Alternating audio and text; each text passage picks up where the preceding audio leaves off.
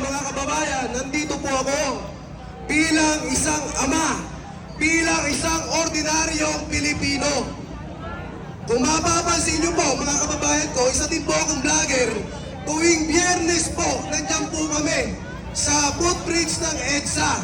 At eto, marami na po tayo nakakatipon-tipon dito.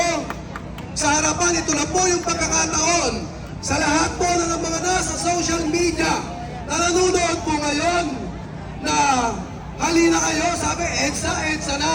Nandito na po kami. Kayo na lang po ang hinihintay. Wala po sanang mangyayaring ganito.